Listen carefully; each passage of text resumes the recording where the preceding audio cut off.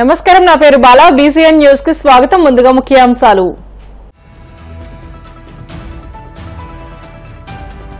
Bhimavaram collectorate లో రబీ ధాన్యం కొనుగోలుపై ఉమ్మడి పశ్చిమ గోదావరి జిల్లాకు చెందిన అధికారులతో మంత్రి నాదెండ్ల సమీక్ష. అకాల వర్షాల వల్ల నష్టపోయిన ప్రతి రైతుకు న్యాయం చేస్తామని స్పష్టీకరణ.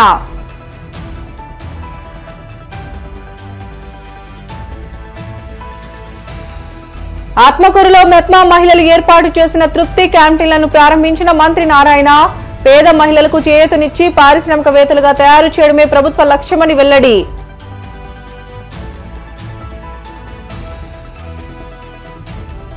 కూటమి ప్రభుత్వం యాక్సిస్ సంస్థతో చేసుకున్న ఒప్పందాల్లో 11,000 కోట్ల స్కామ్ దాగి ఉంది. మాజీ మంత్రి గుడివాడ అమర్నాథ్ ఆరోపణలు.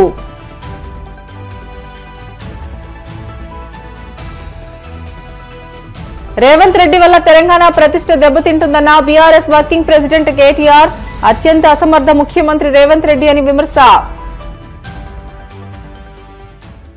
అకాల వర్షం వల్ల క్షేత్రస్థాయిలో ధాన్యం కొనుగోలు విషయంలో గత చేతకాని ప్రభుత్వం అపోహలు, ఆరోపణలను సృష్టిస్తుందని, రైతులు అధైర్యపడవలసిన అవసరం లేదని, ధాన్యం సేకరణ లక్ష్యానికి మించి కొనుగోలుకు చర్యలు తీసుకున్నట్లు రాష్ట పౌర సరఫరాల శాఖ మంత్రి నాదెండ్ల మనోహర్ స్పష్టం చేశారు.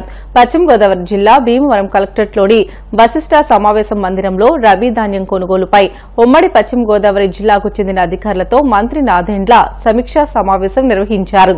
ఈ సమీక్షలో జిల్లా collector Chadalavada Nagarani, civil supply managing director Jilani, ఎమ్మెల్యేలు పులపర్తి రామాంజనేయులు, బొలిశెట్టి శ్రీనివాస్, బొమ్మిడి నాయకర్, ఆరిమిల్లి రాధాకృష్ణ, జనసేన జిల్లా అధ్యక్షుడు చిన్నబాబు పాల్గొన్నారు. ఈ సందర్భంగా మంత్రి మనోహర్ మాట్లాడుతూ రైతు సంక్షేమే ధ్యేయంగా కూటమి ప్రభుత్వం పనిచేస్తుందని, ఎన్నడూ లేని రీతిలో రబీ, ఖరీఫ్ పంటల్లో 48.90 లక్షల మెట్రిక్ టన్నుల ధాన్యం రైతుల నుండి కొనుగోలు చేసి 11,400 కోట్ల రూపాయలు రైతుల ఖాతాల్లో 24 గంటల్లో జమ చేయడం జరిగిందని అన్నారు. గత ప్రభుత్వం 37 లక్షల మెట్రిక్ టన్నుల మాత్రమే కొనుగోలు చేసిందనే విషయాన్ని ఈ సందర్భంగా ఆయన గుర్తు చేశారు. గత ప్రభుత్వం 1,674 కోట్లు ధాన్యం బకాయిలు చెల్లించకపోవడంతో ఆ బకాయిలను కూడా ప్రస్తుత ప్రభుత్వమే చెల్లించడం జరిగిందని అన్నారు. అకాల వర్షాల వల్ల రైతులకు నష్టపోకుండా తడిసిన ధాన్యం అంతా కొనుగోలు చేస్తామని అన్నారు.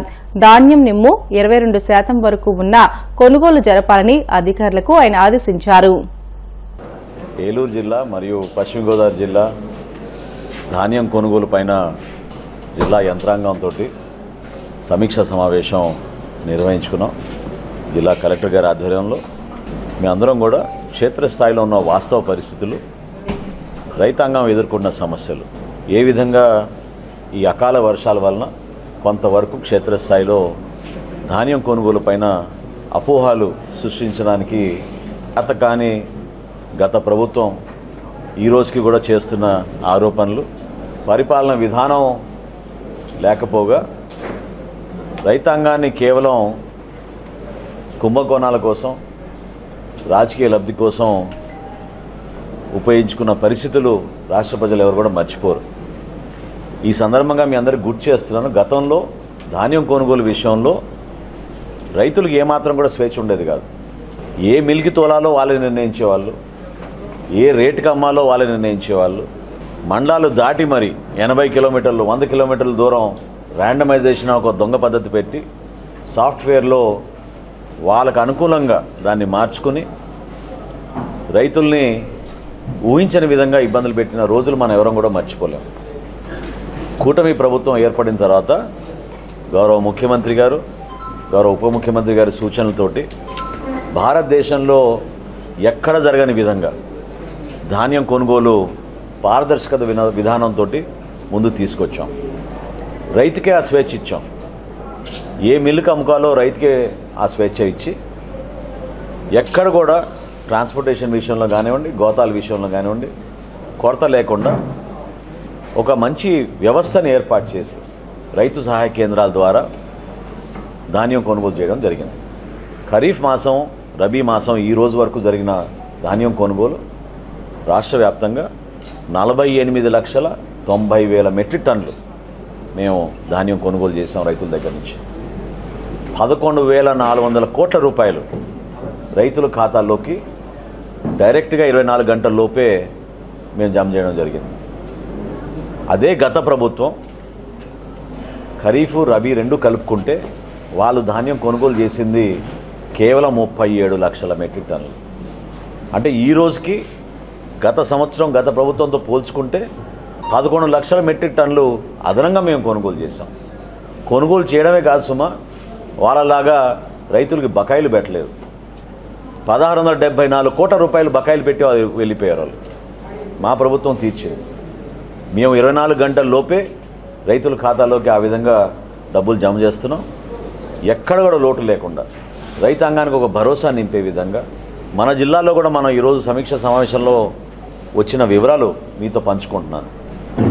పశ్చిమ గోదావరి జిల్లాలో 7,50,000 మెట్రిక్ టన్నులు ధాన్యం పండుతుందనే అంచనాలు వ్యవసాయ శాఖ ఇచ్చిన మేరకు పౌర సరఫరాల శాఖ నుంచి 5 లక్షల మెట్రిక్ టన్నుల వరకు మేము కొనుగోలు చేశాం. సుమారు 1180 కోట్ల రూపాయలు ఆల్రెడీ రైతుల ఖాతాలోకి జమ చేశాం. ఈ రబీ మాసంలో దాదాపు 350 రైతు సహాయ కేంద్రాలు, క్షేత్రస్థాయిలో 1000 మంది సిబ్బంది రైతులకి అందుబాటులో ఉండే విధంగా వ్యవస్థని మరింత పటిష్టం చేసుకుంటూ ఎక్కడ లోటు లేకుండా గౌరవ శాసనసభ్యులతోటి సంప్రదించి క్షేత్రస్థాయిలో ఉన్న వాస్తవ పరిస్థితులను ఎప్పటికప్పుడు సమీక్షించుకుంటూ ఒక అద్భుతమైన ధాన్యం కొనుగోలు ప్రక్రియ ముందు తీసుకెళ్తా ఉన్నాం. కష్టకాలంలో రైతు ఇబ్బంది పడుతున్నారని చెప్పి హడావుడిగా కొంతమంది దళారులు క్షేత్రస్థాయిలో పర్యటిస్తున్నప్పుడు దయచేసి వాళ్ళని ప్రోత్సహించబాకండి. ప్రభుత్వం మీ వెంట ఉంది. మేము తడిచిపోయిన ధాన్యం గురించి కూడా రేపు గౌరవ ముఖ్యమంత్రి గారితో సమీక్ష సమావేశం ఉంది నాకు, మా శాఖకి.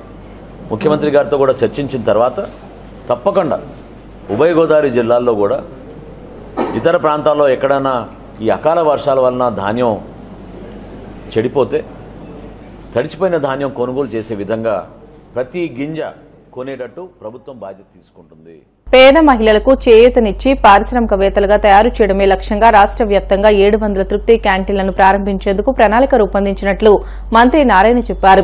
మెప్మా ఆధ్వర్యంలో నెల్లూరు జిల్లా ఆత్మకూరు బస్టాండ్ సెంటర్ సమీపంలో మెప్మా మహిళలు ఏర్పాటు చేసిన తృప్తి క్యాంటీన్లను మెప్మా ఎండీ తేజ్ భరత్ తో కలిసి ఆయన ప్రారంభించారు.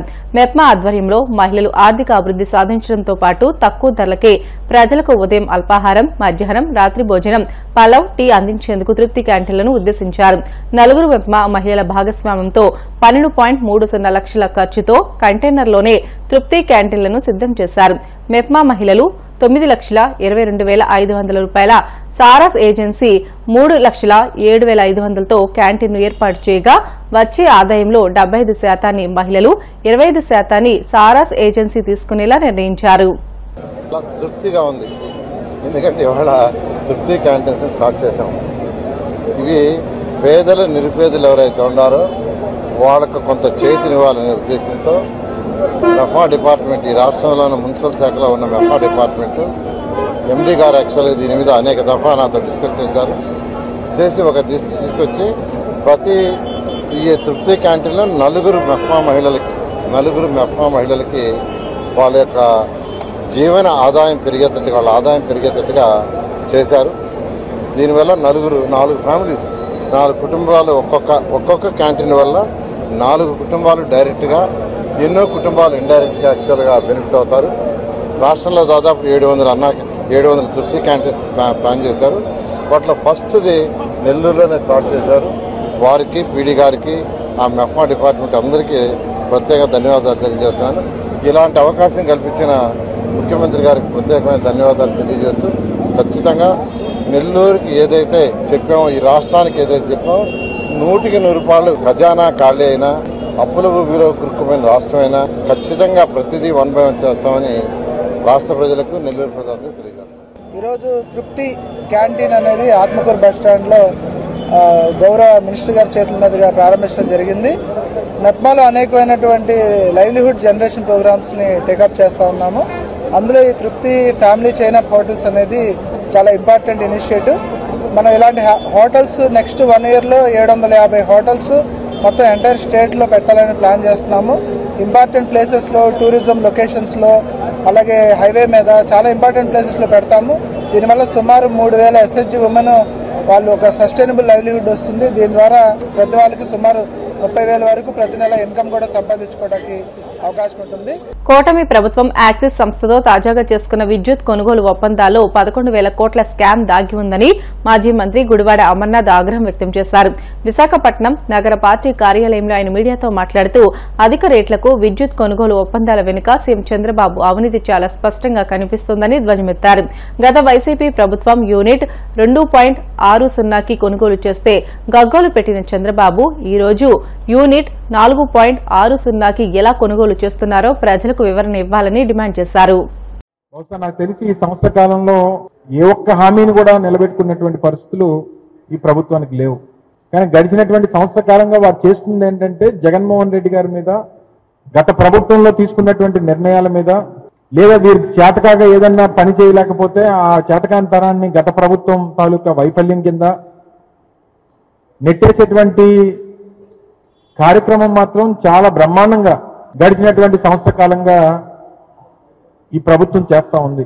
ఏ సందర్భంలో అయితే ప్రభుత్వానికి ఏదన్నా వారి నిర్ణయాలు కానీ లేదా వారు చేతకాంతనం వల్ల ఏదైనా పని జరిగితే ఆ సందర్భంలో డైవర్షన్ చేయడానికి, ఇష్యూని డైవర్ట్ చేయడానికి ఏదో ఒక ఇష్యూని పట్టుకొని జగన్మోహన్ రెడ్డి గారిని నిందించి, గత ప్రభుత్వాన్ని నిందించి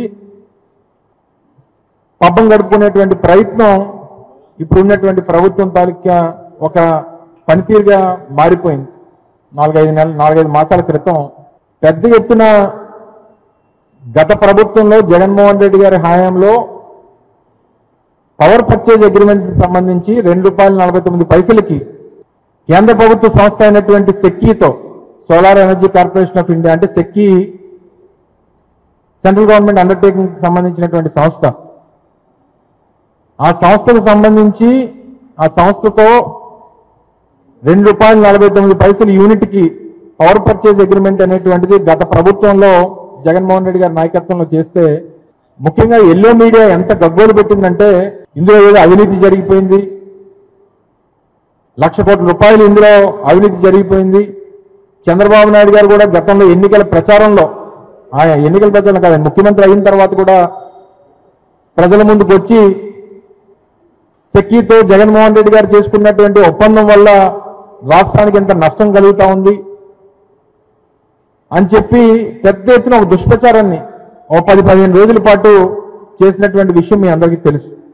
నాకు తెలిసి బహుశా దేశ చరిత్రలో ఈ 2021-22 సంవత్సరంలో చేసుకున్నటువంటి ఒప్పందం, దేశంలో అనేక రాష్ట్రాలు సెక్కీతో ఒప్పందం చేసుకుంటే అత్యంత తక్కువ రేటుకి చేసుకున్నటువంటి రాష్ట్రం ఆంధ్రప్రదేశ్. జగన్మోహన్ రెడ్డి గారి నాయకత్వంలో ఆంధ్రప్రదేశ్ రాష్ట్రం ₹2.49కి సోలార్ పవర్ కొనుగోలు చేసినటువంటిది దేశంలోనే అత్యంత తక్కువ రేటుకి చేసుకుంది.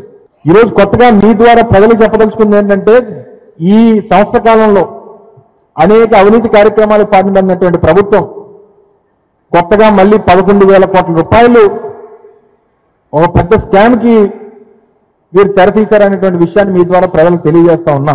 బులెటిన్లో షార్ట్ బ్రేక్ తీసుకుందాం. Stay with us.